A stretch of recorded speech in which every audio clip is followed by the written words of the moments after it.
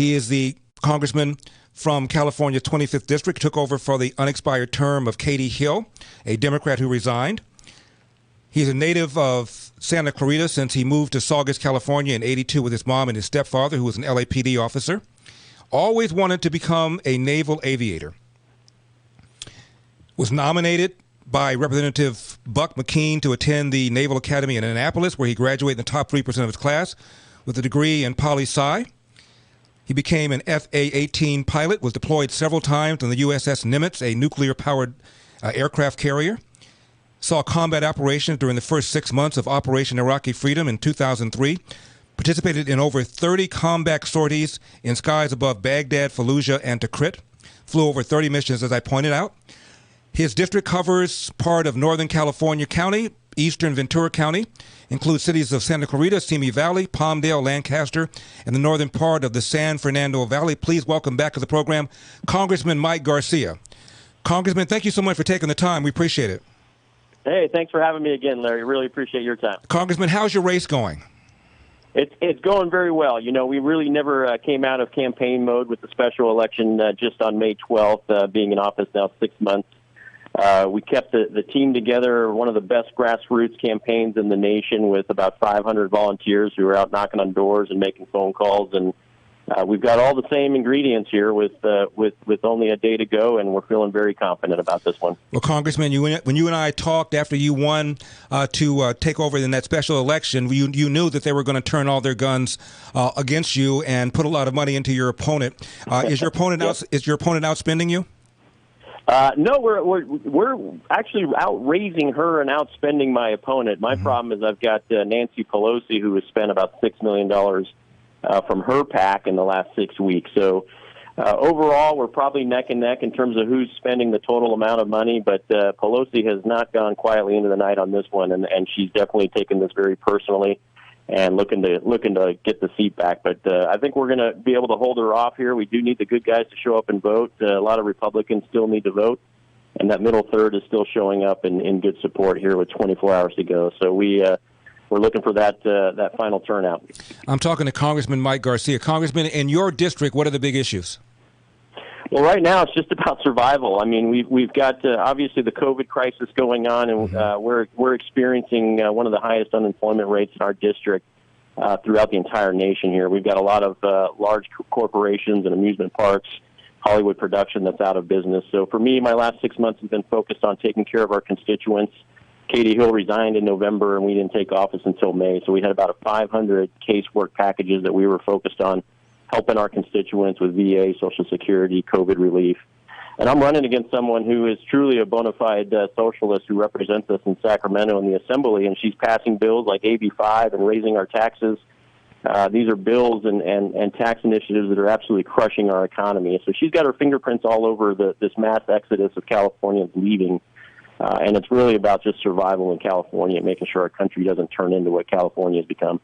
I'm talking to Congressman Mike Garcia. His website, electmikegarcia.com, electmikegarcia.com. Mike, how are you feeling about the election? How are you feeling about the Senate?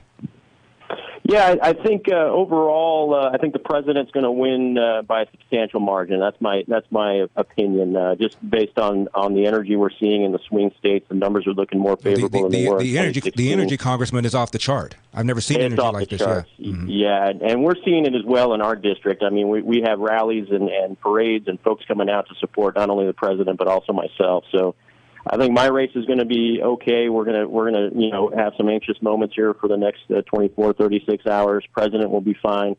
I do think we're going to hold on to the Senate. I think the way things are working out and the timing of the ups and downs here is going to be in our favor ultimately.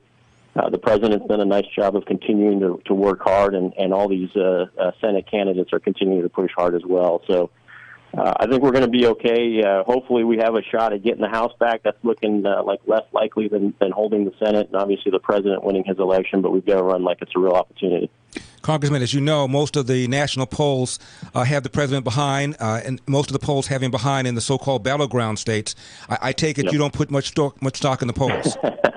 No, we've got a thick pile of pundits and professionals who have called our race wrong from day one, and we managed to prove them all wrong. So I don't put much stock in the polls. They're not talking to people who are voting in this election. They're talking to people who have voted 4 elections ago, and that's not necessarily relevant data. So anyone who's paying attention, who's watching things going on, knows right now that this president's in good position, knows that there's a lot of solid Republicans out there who are going to benefit from not only his energy, but also our own energy within the district.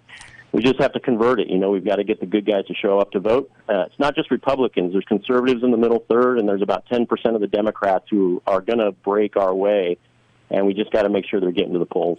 Congressman, as you know, the New York Times published a so-called bombshell story.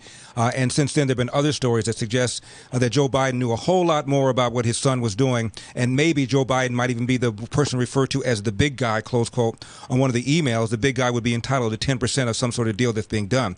So many people, as you know, Congressman, have already voted. So as a result, the Hunter Biden, Joe Biden factor may not be nearly as relevant.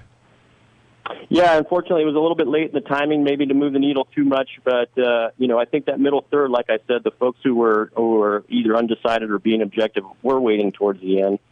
But of all things that are evident now, I'm pretty good at sniffing out a faker, and obviously, I decided to run because of Katie Hill winning the election in 2018. I knew she was a faker. And we all know now that Joe Biden is a faker, and after 47 years of really doing nothing, he doesn't deserve this office. But look, I think the timing is okay still. I think there's enough people eyes wide open already before this news broke out, and the president should be all right. Congressman, I'm still trying to figure out, we only have a minute left, if Joe Biden were to become elected, what is his plan to deal with COVID-19? I don't know. It sounds like he's going to hunker down himself. I think his plan is to make sure he doesn't get COVID-19, and that's his only plan he's got so far, and he's been executing that plan by staying in the basement. But I'm worried for this nation. I can't imagine a world we wake up where we have Biden, Schumer, and Pelosi running the world, and it would be a terrible position for our nation to be in. My guest has been Congressman Mike Garcia. Again, his website is electmikegarcia.com. He's running for another term for Congressman of the 25th California District, former U.S. Navy fighter pilot and businessman, Congressman Mike Garcia. Again, website electmikegarcia.com. That's electmikegarcia.com. Congressman, as always, thank you very much for coming on, and good luck.